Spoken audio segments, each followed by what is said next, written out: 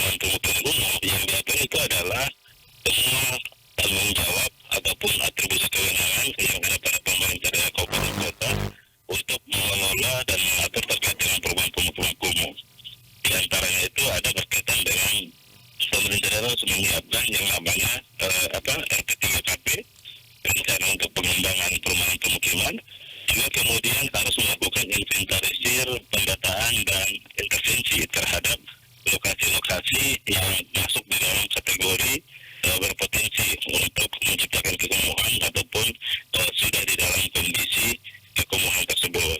Itu pun dilakukan secara terencana melalui satu dokumen yang namanya Rencana Pencegahan Peningkatan Kualitas Perumahan dan Pemukiman Kumuh. Pada prinsipnya bahwa ketiga rancangan tersebut bisa kita katakan harmonis karena dia telah sesuai dari aspek prosedural, aspek substansi maupun dari aspek teknik penyusunan peraturan perundang-undangan. Dan selain itu pun kita melihat materi dari peraturan itu kemudian taat asas dengan asas materi muatan peraturan perundang-undangan sebagaimana yang tercantum di dalam Undang-Undang Nomor 12 Tahun 2011 tentang pembentukan peraturan perundang-undangan yang telah diubah terakhir dengan Undang-Undang Nomor 13 Tahun 2022. Kira-kira garis besarnya seperti itu terkait dengan tiga rancangan dimaksud. Iya, Pak Yunus, yang pasti tadi dikatakan, dijelaskan juga bahwa ada tiga aspek ya yang dilihat dari Kemenkumham NTT sendiri, itu aspek prosedural, substansi dan juga teknik penyusunan peraturan perundang-undangan. Nah, ini bisa dijelaskan kira-kira proseduralnya seperti apa sampai dikatakan harmonis ini ya?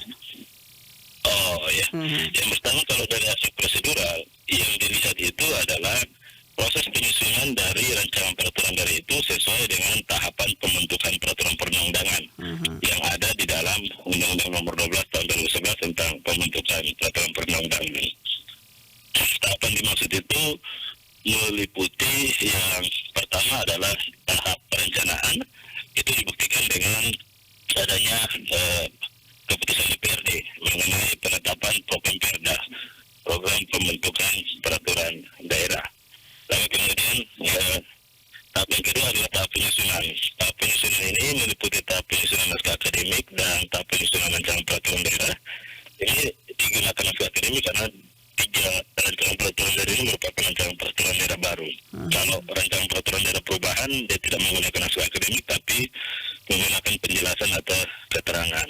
Lalu kemudian tahap pembahasan. Nah, tahap pembahasan kemarin kita lihat bahwa telah dilakukan pembahasan, ada pendapat akhir fraksinya yang kemudian ada 8 fraksi di Manggarai Barat, yaitu untuk dilanjutkan ke tahap harmonisasi, dan juga kemudian ada berita acara persetujuannya. Nah, itu dari aspek proseduralnya. Dan yang paling penting bahwa dari aspek prosedural, rancangan peraturan itu telah mengikut sertakan rancangan peraturan perundang-undangan dari tahap awalnya. Karena itu merupakan amanat dari pasal 98 Undang-Undang Nomor 12 Tahun 2011 tentang pembentukan peraturan perundang-undangan yang diubah dengan Undang-Undang 13 Tahun 2022. Lalu yang kedua, aspek substansi. Aspek substansi itu yang kita lihat adalah materi muatan atau pasal ayat atau biasa diistilahkan dengan batang tubuh dari rancangan peraturan daerah itu kemudian yang pertama dia taat kewenangan. Taat kewenangan dalam artian tidak mengatur kewenangan pemerintah provinsi ataupun kewenangan pemerintah pusat. Yang diatur itu betul merupakan kewenangan dari pemerintah daerah kabupaten kota.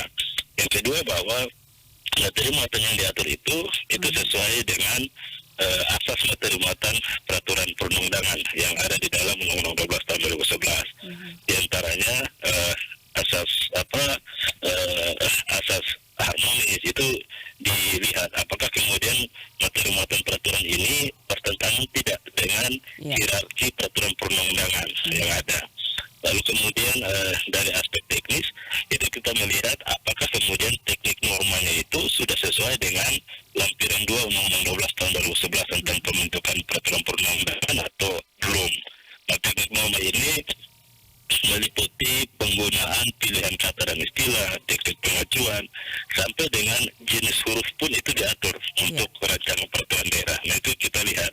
Ketika ketiga aspek itu telah sesuai, maka kemudian dapat dinyatakan bahwa rancangan itu telah harmonis dan dilanjutkan ke tahap selanjutnya. Mungkin itu terkait tiga aspek tersebut, Ibu. Iya. Dan ini yang terjadi penandatanganan pada tanggal 7 Oktober ya, Jumat kemarin ya Pak Yunus ya? Betul. Penandatangan itu ada dua. Jadi tanda tangan berita acara, berita acara pengharmonisasian, pembulatan dan pemantapan konsepsi yang mana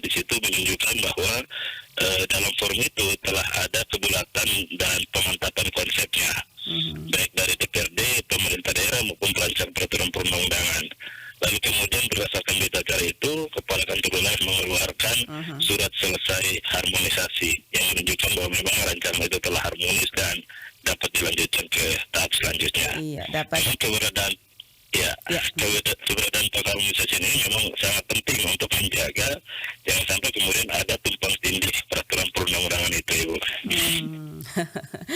Iya, dan yang pastinya apa harapan dari 3 poin Ramperda ini, Pak Yunus? Kalau kami sebenarnya harapan yang paling pertama itu adalah ketika peraturan daerah ini nanti telah diundangkan, maka peraturan pelaksana yang diamanatkan di dalam peraturan daerah itu harus ditindaklanjuti. Di dalam rancangan peraturan daerah itu kalau saya tidak salah ingat itu ada jangka waktu 2 tahun untuk peraturan pelaksananya harus dibuat. Karena kalau tidak ada peraturan pelaksana pun itu kemudian akan menyulitkan di dalam proses implementasinya. Lalu kemudian harapan yang kedua yang harus dilakukan adalah penyebarluasan informasi terhadap peraturan daerah yang telah diundangkan. Walaupun kemudian kita menganut yang namanya asas legalitas, tetapi kemudian untuk menjamin kepastian hukum, masyarakat kemudian harus diberikan informasi untuk mengetahui isi dari 3 peraturan daerah tersebut. Walaupun sebelumnya telah dilakukan tahap uji publik dan sebagainya, tapi itu kan baru dalam bentuk rancangan peraturan. Nah, setelah diundangkan itu harus disebarluaskan lagi kepada masyarakat. Dan yang paling penting terakhir adalah peraturan daerah itu harus diterapkan secara konsisten. Nah, itu menjadi kuncinya karena di dalam tataran positifistik, mau sebaik apapun satu norma yang dibuat, itu kemudian tidak akan mendatangkan kemanfaatan kalau kemudian diterapkan. Mungkin itu, Ibu. Baik. Terima kasih Pak Yunus atas waktunya pagi hari ini bersama Pro 1 RRI. Selamat pagi, selamat beraktivitas dan sukses selalu. Terima kasih, selamat pagi. Baik, pendengar Pro 1 dimanapun Anda berada, barusan bersama kita Bapak Yunus PS Bureni Esa M.Hom, perancang peraturan perundang-undangan ahli media Kemenkumham NTT terkait dengan 3 Ranperda Manggarai Barat dinyatakan harmonis oleh Kemenkumham Nusa Tenggara Timur.